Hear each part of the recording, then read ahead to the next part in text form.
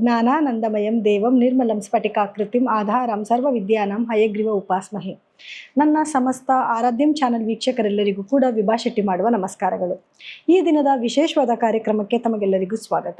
ವಿಶೇಷವಾದ ಕಾರ್ಯಕ್ರಮ ಅಂತಂದರೆ ನೋಡಿ, ಜೂನ್ 2ನೇ ತಾರೀಕು ಗುರು ಬದಲಾವಣೆ ಆಗ್ತಾ ಇದೆ. ಅಂದರೆ ಮಿಥುನ ರಾಶಿಯಿಂದ ತನ್ನ ಉಚ್ಚ ರಾಶಿಯಾದ ಕಟಕ ರಾಶಿಗೆ ತನ್ನ ಪತನ ಬದಲಾಯಿಸ್ತಾ ಇದೆ. ಸೊ ಇದರಿಂದ ದ್ವಾದಶ ರಾಶಿಗಳ ಮೇಲೆ ಏನೆಲ್ಲ ಪರಿಣಾಮ ಬೀರ್ತಾ ಇದೆ ಅನ್ನೋದ್ರ ಬಗ್ಗೆ ನೋಡೋಣ, ತಿಳ್ಕೊಳ್ಳೋಣ ಬನ್ನಿ.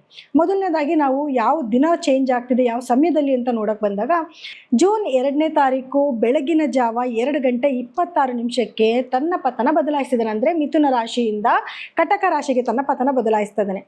ಮೊದಲೇ ಹೇಳಿದಾಗೆ ಕಟಕ ರಾಶಿ ಅನ್ನೋದು ಜಲತತ್ವದ ರಾಶಿಯಾಗಿದೆ ಮತ್ತು ಗುರುಗೆ ತನ್ನ ಉಚ್ಚ ಸ್ಥಾನ ಕೂಡ ಆಗಿದೆ.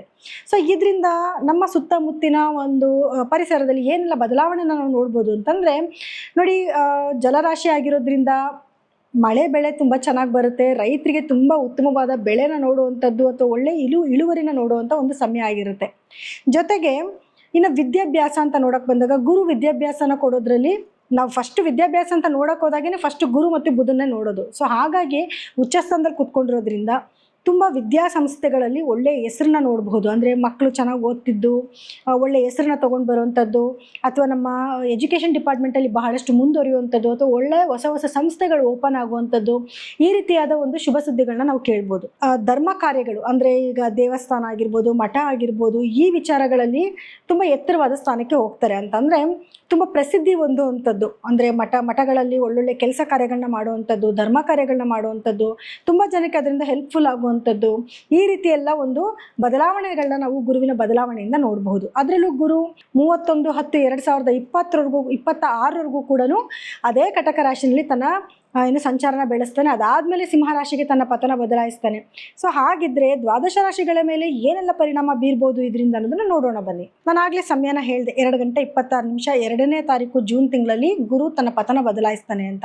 ಸೊ ಆ ಸಮಯಕ್ಕೆ ನಾವೊಂದು ಹಾರೋಸ್ಕೋಪ್ ಹಾಕಿ ನೋಡಿದಾಗ ಗ್ರಹಗಳ ಸ್ಥಾನಮಾನ ಹೇಗಿರುತ್ತೆ ಅಂತ ನೋಡಿದ್ರೆ ನೋಡಿ, ಮೊದಲನೇದಾಗಿ ಗುರು ಬಂದು ಕಟಕ ರಾಶಿನಲ್ಲಿ ಸ್ಥಿತನಾಗಿದ್ದರೆ, ಇನ್ನು ಬುಧ ಮತ್ತು ಶುಕ್ರರು ಮಿಥುನ ರಾಶಿನಲ್ಲಿ ಸ್ಥಿತನಾಗಿರ್ತಾರೆ. ಹಾಗೆ ಸೂರ್ಯಗ್ರಹ ವೃಷಭ ರಾಶಿನಲ್ಲಿ ಸ್ಥಿತನಾಗಿದ್ದರೆ, ಮೇಷ ರಾಶಿನಲ್ಲಿ ಕುಜ ಹಾಗೂ ಮೀನ ರಾಶಿನಲ್ಲಿ ಶುಕ್ರ ಗ್ರಹ ಸ್ಥಿತನಾಗಿರ್ತಾನೆ. ಹಾಗೂ ಶುಕ್ರನಲ್ಲಿ ಮೀನ ಲಗ್ನನೇ ನಮಗೆ ತಗೊತಾ ಇದೆ. ಚಂದ್ರ ಧನಸ್ಸು ರಾಶಿನಲ್ಲಿ ಸ್ಥಿತನಾಗಿದ್ದರೆ, ಕೇತು ಸಿಂಹ ರಾಶಿನಲ್ಲಿ ಸ್ಥಿತನಾಗಿರ್ತಾನೆ. ಹಾಗೂ ರಾಹು ಕುಂಭ ರಾಶಿನಲ್ಲಿ ಸ್ಥಿತನಾಗಿರ್ತಾನೆ.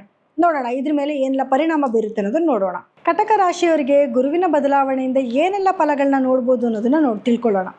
ಸೊ ನೋಡಿ, ಕಟಕ ರಾಶಿಯವರಿಗೆ ಈಗ ಗುರು 12ನೇ ಮನೆಯಲ್ಲಿದ್ದಾಗ ಬಹಳಷ್ಟು ಕಷ್ಟಪಡ್ತಾ ಇದ್ರಿ. ಅಂದರೆ ಖರ್ಚು ಜಾಸ್ತಿ ಆಗ್ತಾಯಿತ್ತು. ಎಜುಕೇಷನಲ್ಲಿ ಮಕ್ಕಳು ಪಾಪ ತುಂಬ ಹಿಂದುಳಿದಿದ್ರು. ಇವಾಗ ನಿಮ್ಮ ರಾಶಿಗೆ ಬರ್ತಾ ಇದ್ದಾನೆ. ಸೊ ಅದೊಂದು ಅದ್ಭುತವಾದ ಒಂದು ಸಮಯ. ಗುರುಬಲ ಬರ್ತಾ ಇದೆ. ಗುರುಬಲ ಇರಲಿಲ್ಲ, ಗುರುಬಲ ಬರ್ತಾ ಇದೆ.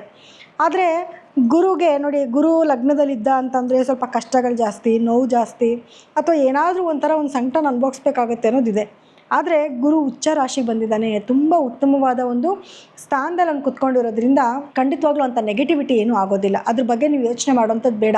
ಕೆಲವ್ರ ಮನಸ್ಸಲ್ಲಾಗಲೇ ಓಡ್ತಿರುತ್ತೆ, ಅಯ್ಯೋ ಏನೇ ಆಗಿರಲಿ ಕಟಕ ರಾಶಿಗೆ ಬರ್ತಿದ್ದಾನೆ ನಿಜ, ಆದರೆ ನಾವು ಎಷ್ಟು ಕಷ್ಟ ಅನುಭವಿಸ್ಬೇಕು, ಏನು ನೋವು ಅನುಭವಿಸ್ಬೇಕು ಅನ್ನೋ ಫೀಲಿಂಗ್ಸಲ್ಲಿ ಇರ್ತೀರ.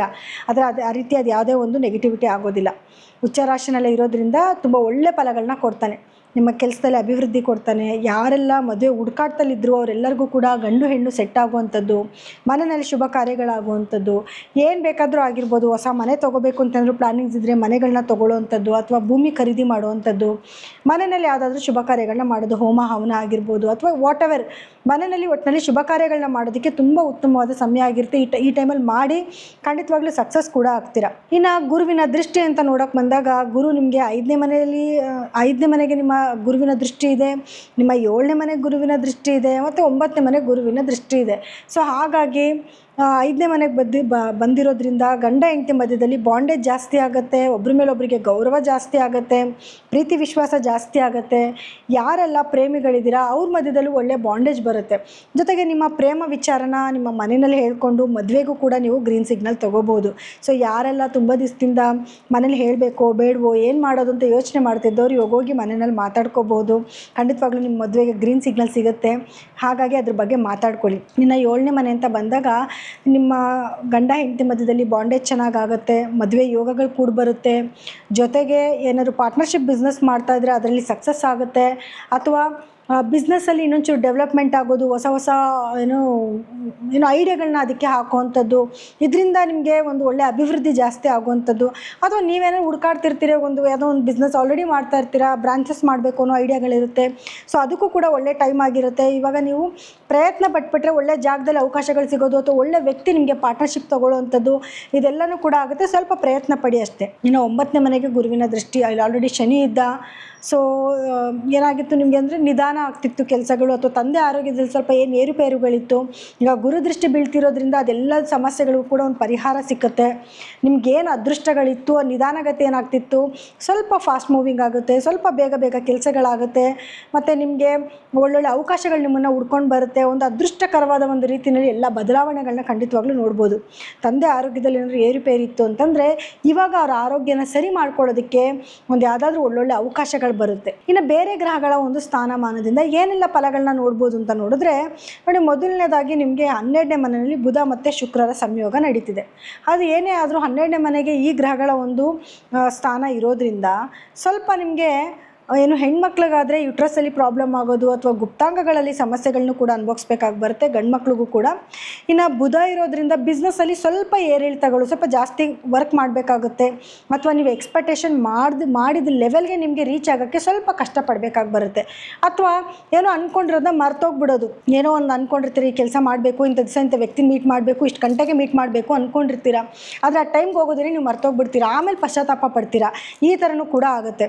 ಇನ್ನು ಸೂರ್ಯ 11ರಲ್ಲಿ ಇರೋದ್ರಿಂದ ಗೌರ್ಮೆಂಟಿಂದ ಆಗಬೇಕಾಗಿರೋ ಎಲ್ಲ ಲಾಭಗಳನ್ನ ಪಡ್ಕೊಳ್ಳೋಂಥ ಟೈಮು.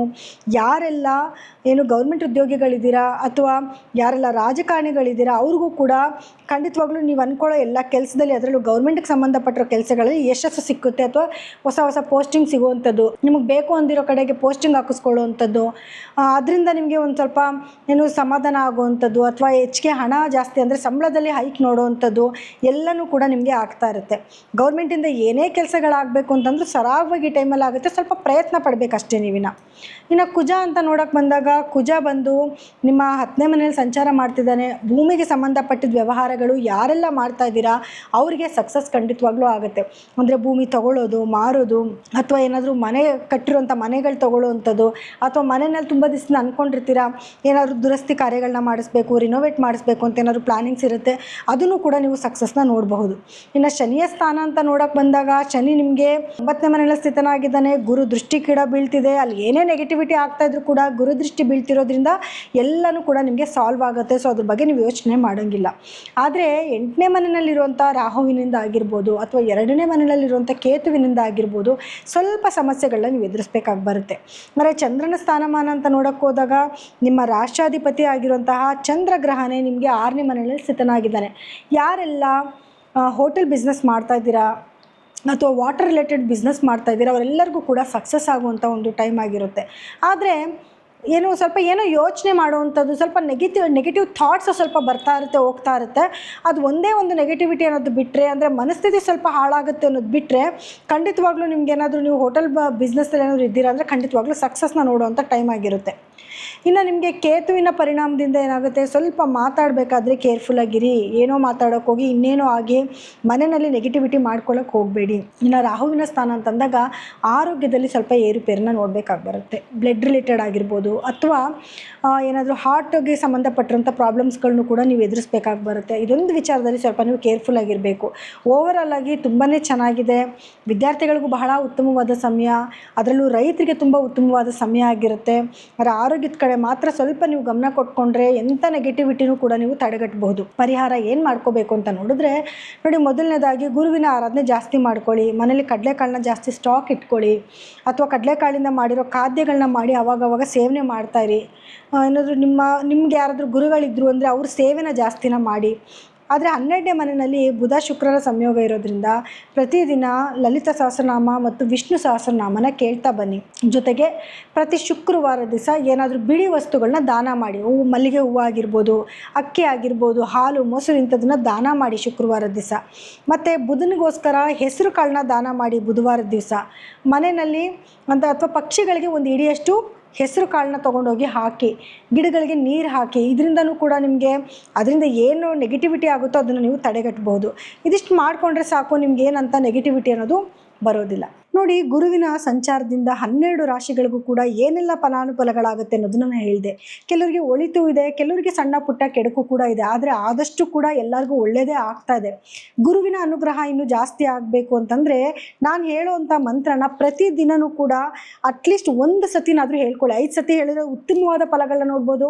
ಕೊನೆ ಪಕ್ಷ 1 ಬಾರಿನಾದರೂ ಹೇಳ್ಕೊಳ್ಳಿ.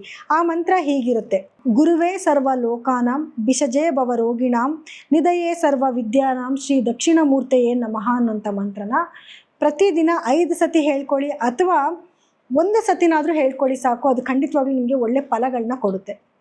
ಇದ್ರ ಜೊತೆಗೆ ಏನು ಅಂತಂದರೆ, ನಿಮ್ಮ ವೈಯಕ್ತಿಕ ಜಾತಕನ ಒಮ್ಮೆ ಪರಿಶೀಲನೆ ಮಾಡಿಸ್ಕೊಳ್ಳಿ. ಯಾಕಂದರೆ ಅಲ್ಲಿ ಗುರುವಿನ ಸ್ಥಾನಮಾನ ಆಗಿರ್ಬೋದು, ಅಥವಾ ನಿಮಗೆ ನಡೀತಿರುವಂಥ ದಶಭುಕ್ತಿ ಆಗಿರ್ಬೋದು, ಇದ್ರ ಮೇಲೆ ಫಲಗಳಲ್ಲಿ ಕೆಲವು ವ್ಯತ್ಯಾಸಗಳನ್ನು ಕೂಡ ನೀವು ನೋಡಬೇಕಾಗಿ ಬರುತ್ತೆ. ಸೊ ಹಾಗಾಗಿ ನಿಮ್ಮ ಜಾತಕನ ಒಮ್ಮೆ ಪರಿಶೀಲನೆ ಮಾಡಿಸ್ಕೊಳ್ಳಿ. ನಮ್ಮಲ್ಲಿ ಏನಾದರೂ ನೀವು ಜಾತಕನ ತೋರಿಸ್ಕೊಬೇಕು ಅಂತಂದರೆ ಖಂಡಿತವಾಗ್ಲೂ ಕೆಳಗಡೆ ಸ್ಕ್ರೋಲ್ ಆಗ್ತಿರುವಂಥ ನಮ್ಮ ನಂಬರ್ಗೆ ನೀವು ಕರೆ ಮಾಡಬಹುದು. ಇನ್ನು ಕಾರ್ಯಕ್ರಮ ಮುಗಿಸುವಂಥ ಸಮಯ ಇದಾಗಿದೆ. ಸೊ ಎಲ್ಲರಿಗೂ ಕೂಡ ನನ್ನ ಧನ್ಯವಾದಗಳು.